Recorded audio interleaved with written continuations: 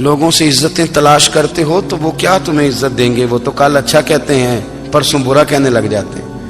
لوگوں کے سامنے گڈ بک میں آنا چاہو گے تو وہ تو سویرے تمہارے بارے میں کچھ کہیں گے، شام کچھ اور کہیں گے۔ اپنی روحانی زندگی آباد کریں، اپنے مسلح کو وقت دیں، اور دنیا سے چھپ کر اس موبائل کو بند کر کے اور اپنے آپ سے بھی چھپ کے اور تنہا ہو کے چھپا کے سارا کچھ اپنے آنسو اپنے رب کی بارگاہ میں پیش کریں، اس کے حضور حاضری دیں۔ سنو نا ترمذی کی حدیث، اور اسے یاد رکھنا، نبی پاک علیہ السلام نے فرمایا اپنے دکھ لوگوں کے سامنے نہ بیان کرنا، سیٹھوں نوابوں کو نہ بتاتے پھرنا، دنیا داروں کے سامنے جا کے نہ رونا کہ میں تکلیف میں ہوں۔ فرمایا اگر دنیا داروں کو دکھ بتاؤ گے رب تمہیں کبھی غنی نہیں کرے گا۔ اور لوگ ہیں کہ الٹا مذاق اڑائیں گے آپ کی، جس سے بڑی پکی یاری ہے نا، پکی، وہ تب تک پکی ہے جب تک آپ نے 50,000 مانگا نہیں، اور جس وقت آپ نے کہہ دیا کہ میں مجبور ہوں میری مدد کر، تو پھر ختم ہو گئی دوستی۔ لوگوں کی تعلقات آپ کے ساتھ تب تک ہیں جب تک آپ ان سے کوئی ضرورت وابستہ نہیں کرتے۔ کریم محبوب فرمانے لگے بندوں کے سامنے دکھ نہ بیان کرنا، اللہ تجھے کبھی غنی نہیں کرے گا۔ تو اپنے دکھ اپنے رب کو بتا، تو دعائیں مانگ، تو اس کی بارگاہ میں حاضر ہو، تو اس کے حضور عرض کر۔ فرمایا اپنے دکھ اپنے رب کو بتا، وہ جلدی کرے یا دیر سے کرے تجھے ساری دنیا سے بے نیاز کر دے گا، تجھے کسی کا محتاج نہیں رہنے دے گا۔ اپنے مسلح کو، اپنی دعاؤں، ایک بزرگ فرماتے ہیں میں نے دعا مانگنے کا طریقہ اپنی بیوی سے سیکھا۔ دعا مانگنے کا طریقہ اپنی، سیکھنے والے تو اپنے بچوں سے بھی سیکھ لیتے ہیں، سیکھنے والے تو ہر ایک سے سیکھتے ہیں۔ وہ کہتے ہیں میں نے دعا مانگنے کا سلیقہ اپنی بیوی سے سیکھا ہے۔ حضرت وہ کس طرح؟ فرمانے لگے میری بیوی نے نا مجھے کوئی کام بتایا، کچھ پیسوں کی ضرورت کے لیے کہا، تو میں نے اسے کہا کہ بھئی ابھی میرے پاس نہیں ہے، کچھ دنوں میں آتے ہیں تو میں دے دوں گا۔ عورتوں کی عادت ہوتی ہے وہ بار بار یاد کراتی ہیں، 2-4 دنوں کے بعد پھر اس نے کہا حضرت وہ میں نے کہا تھا کچھ پیسے، میں نے اسے کہا کہ ابھی میرے پاس نہیں ہے، کچھ دنوں میں ملتے ہیں تو میں تمہیں دے دوں گا۔ اس نے کچھ دنوں کے بعد پھر کہا حضور وہ میں نے کچھ پیسے کہے تھے۔ فرماتے میں نے ڈانٹ دیا، میں نے کہا کہ کیا تو روز مجھے شرمندہ کرتی ہے، کہا نا میرے پاس نہیں ہے، ہوں گے تو دے دوں گا، تو روز یاد کراتی ہے۔ فرماتے ہیں اس نے پہلے تو میری ڈانٹ کو سہا، پھر میرے سخت جملوں نے اس کی آنکھوں میں آنسو پیدا کر دیے، پھر اس نے اپنے آنچل میں اپنے اس دکھ کو سمیٹا، اور پھر اس نے ایک جملہ کہا تو میں رو پڑا، اور مجھے اپنے رب سے مانگنے کا طریقہ آ گیا۔ مجھے کہنے لگی حضرت جی آپ نے ڈانٹ دیا میں نے سہ لیا، پر آپ ہی میرے شوہر ہیں، بتائیں نا آپ سے نہ کہوں تو میں کس سے جا کے کہوں۔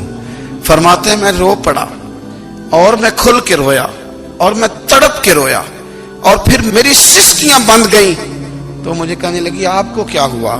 میں نے کہا مجھے بھی دعا مانگنی آ گئی ہے، جب میں اسے کہوں گا نا اللہ تو ہی میرا رب ہے، میں تجھ سے نہ کہوں تو میں کس سے جا کے کہوں؟ میں کیوں کسی بندے سے سوال کروں؟ میں کیوں کسی دنیا دار سے کہوں؟ میں تیرے بندوں کا، نیک بندوں کا وسیلہ لے کے، تیرے محبوب کی غلامی لے کے تیری بارگاہ میں آیا، تجھ سے نہ مانگوں تو کس سے مانگوں؟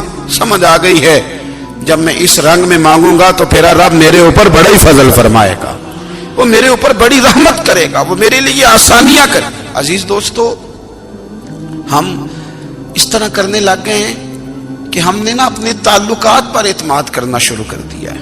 میرے تعلقات بہت ہیں، ہم نے اپنی دولت پر اعتماد کرنا شروع کر دیا ہے، میرے پاس دولت بہت ہے۔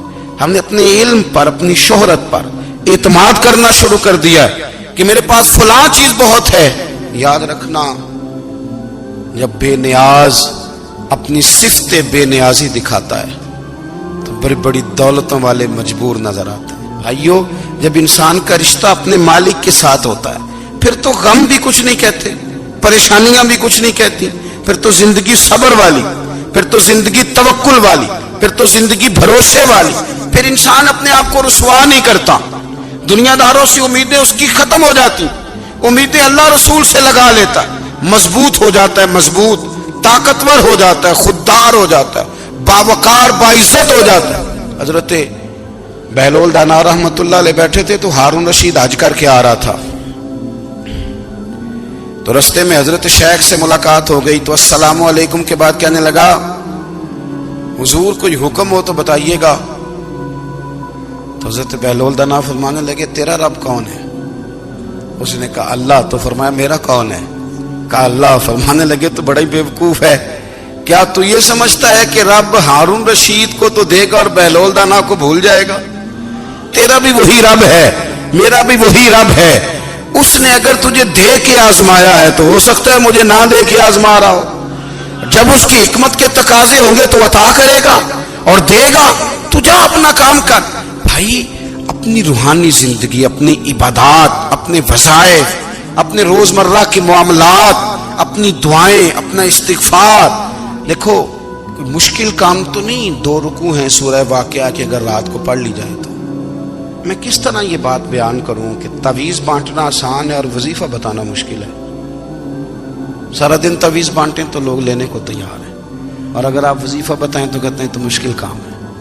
او خدا کے بندے، اگر آپ کا تعلق قرآن پاک کے ساتھ مضبوط ہو، قرآن پاک کے ساتھ اگر آپ کا رشتہ ہو، لوگ سفارشیں ڈھونڈتے ہیں نا دنیا میں، کوئی تعلق مل جائے تو میرا کام ہو جائے. دنیا میں اتنا مشکل معاملہ ہے، آخرت میں مجھے بتائیے گا کتنا مشکل معاملہ ہوگا. میرے نبی پاک صلی اللہ تعالی علیہ وسلم نے فرمایا جو لوگ سورہ ملک پڑھا کرتے تھے نا، سورہ ملک، یہ سورت ملک قیامت میں ان کی سفارش کرے گی، اور اس طرح کرے گی کہ کہے گی اے اللہ یہاں اس بندے کو جنت میں داخل کر دے یا مجھے قرآن پاک سے علیحدہ کر دے. تو رب فرمائے گا جا اس کا دامن تھام کے اسے جنت تک پہنچایا. آپ بات کو سمجھیں، جب آپ کے تعلقات اپنے معاملات کے ساتھ مضبوط ہوں گے، یہ نبی کریم نے وعدہ کیا ہے کہ تو سورت واقعہ پڑھ تیرے گھر میں فاقہ نہیں آئے گا. حضرت عبداللہ ابن مسعود رضی اللہ تعالیٰ عنہ بیمار تھے تو حضرت عثمان غنی رضی اللہ تعالیٰ عنہ تیمارداری کے لیے تشریف لے گئے اور جا کر کے کہا کہ آپ بڑے بیمار ہیں، آپ کی بیٹیاں زیادہ ہیں، میں چاہتا ہوں کہ خزانے میں سے کچھ مدد کروں. تو سیدنا عبداللہ ابن مسعود رضی اللہ تعالیٰ عنہ اٹھ کے بیٹھ گئے اور کہنے لگے امیر المومنین، اللہ آپ کو میری طرف سے، میری بیٹیوں کی طرف سے بہتر صلہ دے. میری بیٹیوں کو کسی خزانے کی ضرورت نہیں، میں نے انہیں خزانہ دے دیا ہے. کہا جناب آپ نے کون سا خزانہ دیا ہے، میں آپ کے مالی معاملات کو جانتا ہوں. تو فرمانے لگے امیر المومنین، میرے نبی کریم نے فرمایا ہے جو سورت واقعہ پڑھے اسے کبھی فاقہ نہیں آتا. میں نے بیٹیوں کو یاد کرا دی ہے، یہ خزانہ میں نے انہیں دے دیا ہے. وہ سارے والدین سنیں جو بیٹیوں کے لیے پریشان رہتے. حضرت عبداللہ ابن مسعود نصیحت کر رہے ہیں، فرمانے لگے میں نے سورت واقعہ یاد بھی کرا دی ہے، پڑھنے کی عادت بھی ڈال دی ہے.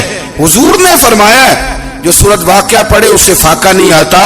کہنے لگے چاند تو اپنی جگہ چھوڑ سکتا ہے، سورج گر سکتا ہے، تارے ٹوٹ سکتے ہیں، پر مدینے والے رسول کی بات غلط نہیں ہو سکتی. حضور نے فرمایا فاقہ نہیں آئے گا تو انشاءاللہ کبھی بھی نہیں آئے گا. کرنے کا کام یہ ہے کہ ہم اپنے معاملات، اپنی عبادات، اپنی دعائیں، کبھی 10 منٹ عادت ہو جائے نا دعا مانگنے کی علیحدہ سے رات کو. حضور نے فرمایا جو فرض نماز کے بعد دعا مانگے اللہ اس کی قبول کر لیتا ہے. نبی پاک صلی اللہ تعالی علیہ وسلم نے فرمایا اللہ مسافر کی دعا قبول فرماتا ہے. حضور نے فرمایا اللہ مظلوم کی دعا قبول فرماتا ہے. حضور نے فرمایا بیمار سے دعا کراؤ اللہ اس کی دعا قبول فرماتا ہے. میرے نبی پاک نے فرمایا ماں باپ جب بھی اولاد کے لیے ہاتھ اٹھائیں، ویسے تے بلے شاہ تو آسمانی اڈ دیا ہی پھڑ دیں، جڑا گھر بیٹھا انہوں بڑھیا ہی نہیں. حضور فرمانے لگے ماں باپ جب بھی اولاد کے لیے دعا فرمائیں اللہ ان کی دعا کو قبول کرتا ہے. آپ اپنا تعلق بنائیں دعا کے ساتھ، عبادت کے ساتھ، مصلی کے ساتھ رشتہ بنائیں، استغفار پڑھیں. صلاح الدین ایوبی صلیبی جنگوں میں تھے، رات کو مسجد اقصی میں نماز پڑھی تو پریشان تھے. ایک بزرگ سے ملاقات ہوئی تو وہ کہنے لگے کہ آپ بڑے پریشان ہیں. کہنے لگے حضور پریشان اس لیے ہوں کہ پہلے ہی مسلمان کمزور ہے، اب میں نے سنا ہے دشمن کا ایک بحری بیڑا وہ جنگی سامان سے بھرا ہوا آ رہا ہے، تو اب ان کے پاس اور تلواریں اور نیزے آ جائیں گے، مسلمانوں کے پاس پہلے ہی وسائل کی کمی ہے، پریشان ہو کس طرح کر کے مقابلہ کریں گے. یہ بات کہتے ہی صلاح الدین ایوبی نے بزرگوں سے کہا حضور آپ بھی دعا کرنا، دعا کی بڑی طاقت ہے. میرے نبی پاک نے فرمایا دعا مومن کا ہتھیار ہے، دعا مومن کا، دعا مومن کا۔ حضور نے فرمایا تقدیر کو سوائے دعا کے کوئی چیز نہیں بدل سکتی، دعا مومن کا ہتھیار ہے، یہ کافر کے پاس کوئی نہیں، یہ ہتھیار ہے مومن کا۔ اللہ کرے آپ کو سمجھ آئے، پھر سنیں، کئی بار کہہ چکا ہوں، یہ ہتھیار ہے کافر کے مقابلے میں۔ جو تیرے پاس سب سے بڑا ہتھیار ہے وہ دعا ہے۔ دعائیں کرانی چھوڑ دی، کرنی چھوڑ دی، لینی چھوڑ دی۔ حضرت سیدنا انس بن مالک رضی اللہ تعالیٰ عنہ فرمایا کرتے تھے، میں نے وہ رنگ دیکھا ہے جب حضور دعا مانگتے تھے اور حضور کی مقدس آنکھوں میں آنسو بھی ساتھ ہی بہا کرتے تھے، میں نے وہ انداز دیکھا ہے۔ تو صلاح الدین ایوبی بزرگ سے کہنے لگے آپ بھی دعا کیجیے، اور خود رونے لگے اور سر سجدے میں رکھ کے رونے لگے، اور عشاء سے لے کر فجر تک روئے، خوب روئے۔ صبح وہ بزرگ آئے تو صلاح الدین ایوبی کا خوبصورت اور ہنستا ہوا چہرہ دیکھا، کہنے لگے آپ بڑے خوش ہیں، رات تو میں نے بڑے روتے ہوئے دیکھا تھا۔ تو کہنے لگے حضور وہ جو بحری بیڑا آ رہا تھا نا وہ پانی میں ڈوب گیا ہے، اب وہ نہیں آ رہا، ابھی خبر آئی ہے تو میں بڑا خوش ہوں۔ بزرگ کہنے لگے اٹھ سینے سے لگ اور سن ایک بات، وہ بحری بیڑا پانی میں نہیں ڈوبا، وہ تیرے آنسوؤں میں ڈوب گیا ہے۔ وہ جو تو رات رویا ہے نا رب کریم کی بارگاہ میں تو وہ ڈوب گیا ہے۔ حضرت عائشہ صدیقہ رضی اللہ تعالیٰ عنہ فرماتی ہیں ایک عورت تھی اور اسے نبی پاک صلی اللہ تعالیٰ علیہ وسلم نے نا وہ کلمہ پڑھ کے مسلمان ہوئی، مدینہ طیبہ آ گئی تو حضور نے مسجد نبوی شریف میں اس کے لیے مکان، ایک سادہ سا کمرہ ساتھ مسجد کے بنوا دیا، وہیں رہنے لگی۔ اکثر وہ سیدہ طیبہ کے پاس آتی تو حضرت عائشہ صدیقہ رضی اللہ تعالیٰ عنہ فرماتی ہیں وہ بڑی باتیں سناتی اور آخر میں کہتی وہ ہار والا دن بھی بڑا عجیب دن تھا اور میرے رب کی قدرتوں کا دن تھا، وہ بھی بڑا عجیب دن تھا۔ سیدہ عائشہ صدیقہ رضی اللہ تعالیٰ عنہ ایک دن فرمانے لگی کہ تو ہار والے دن کا بڑا ذکر کرتی ہے، وہ کیا دن تھا؟ تو خاتون کہنے لگی اماں جی وہ دن تھا جب میرے رب پر بھروسہ اور مضبوط ہو گیا، جس دن میرا اپنے رب پر توکل اور بڑھا، میرے ایمان میں یقین میں اور پختگی آئی۔ کہنے لگی میں ایک گھر کی کنیز تھی، نوکرانی تھی، اس گھر میں ایک بچی تھی جس کے پاس سونے چاندی ہیرے جواہرات کا ہار تھا۔ اس زمانے میں نا چمڑے کے اوپر لوگ ہیرے جواہرات لگاتے تھے، کئی دفعہ سرخ رنگ کے چمڑے پہ لگائے جاتے تھے، وہ بچی پہنتی تھی تو کہتی ہیں وہ بچی کے اس نے اتار کے رکھا یا اس سے گرا وہ ہار تو چیل اسے اٹھا کے لے گئی گوشت سمجھ کے اور میرے سامنے اٹھا کے لے گئی۔ گھر والوں نے مجھ سے پوچھا، یہ بخاری میں موجود ہے، گھر والوں نے پوچھا مجھ سے کہ وہ ہار کہاں ہے تو میں نے کہا چیل اٹھا کے لے گئی۔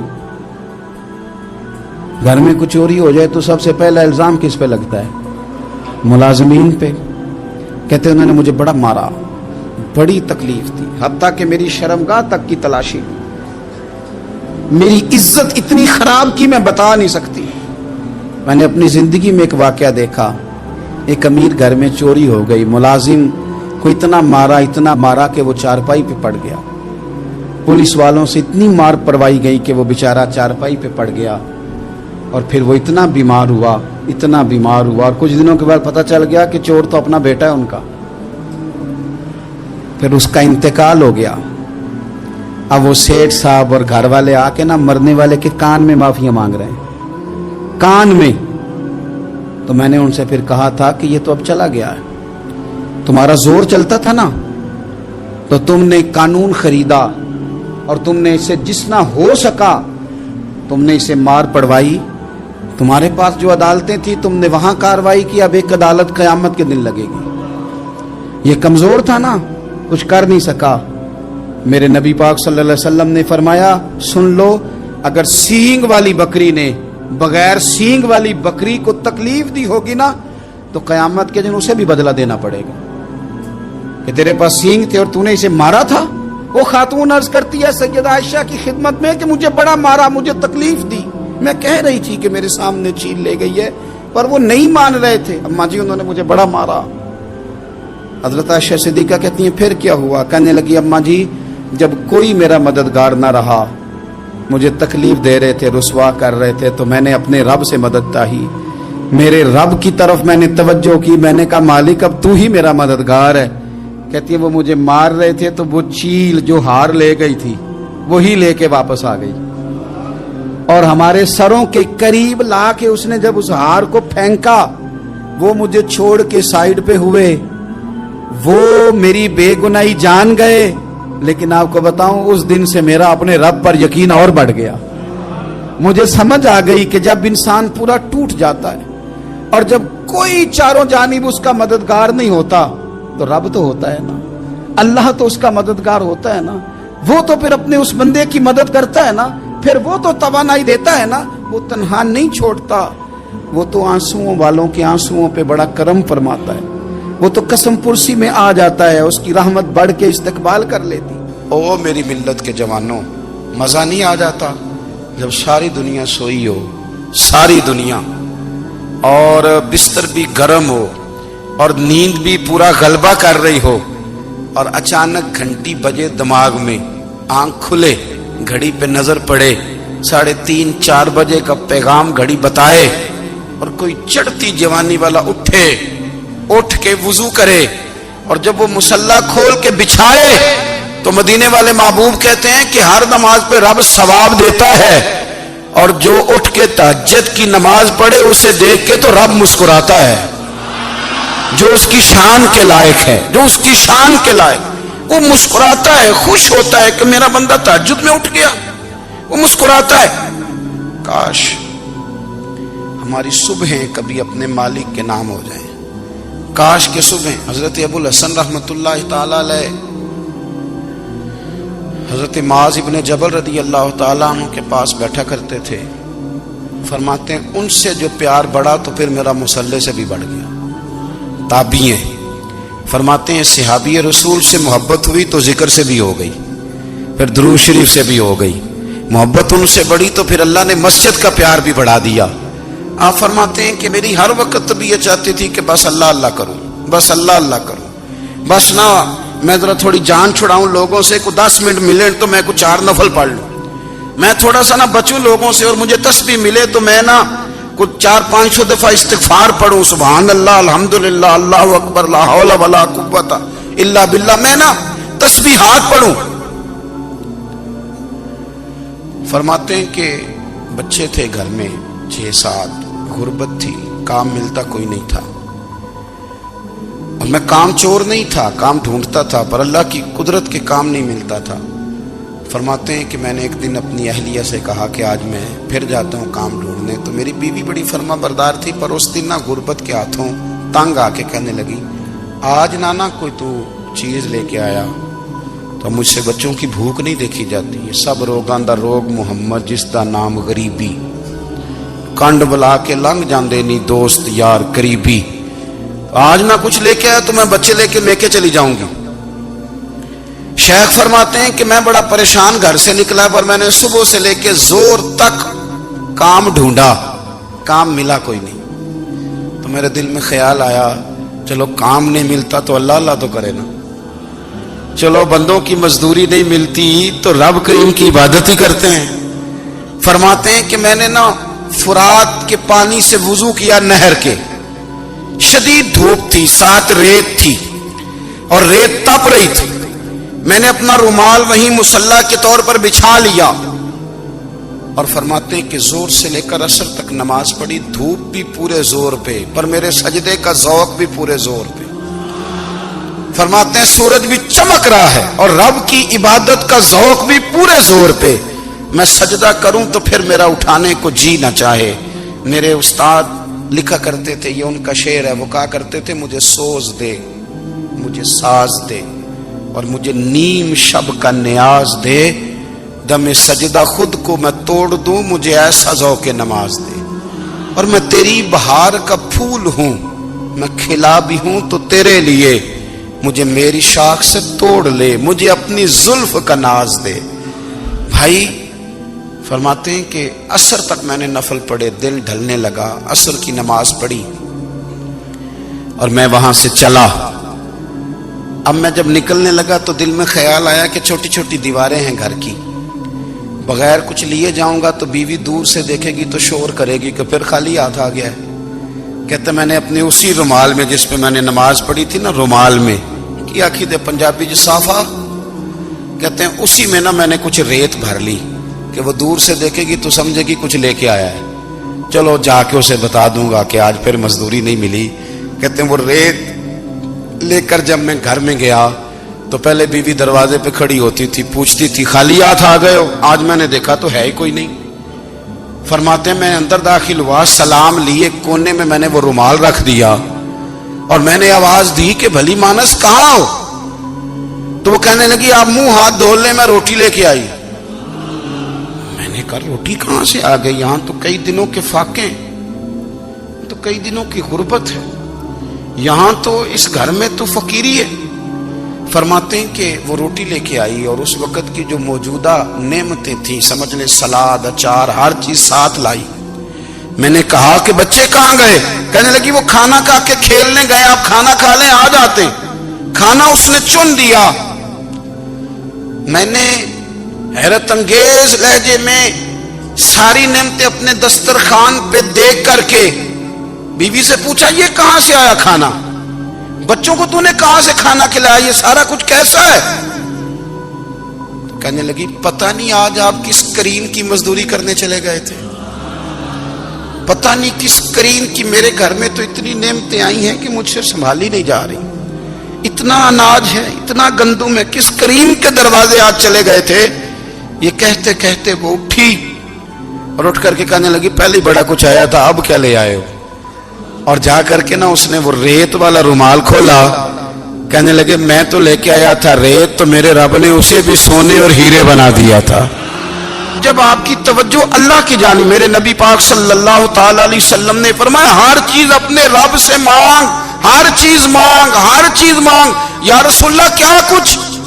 मेरे महबूब ने फरमाया तेरे घर में नमक भी खत्म हो जाए तो वो भी अपने रब से मांगा कर, तो मांगना वो तुझे देगा, तो उसकी बारगाह में कशकोले तलब दराज तो करना। और तिरमिजी शरीफ में अजीब लफ्ज है, रसूल कायनात ने फरमाया, रब करीम फरमाते हैं जब मेरा बंदा हाथ उठाता है ना तो मुझे हया आती है कि मैं खाली कैसे लौटा दूं इसके।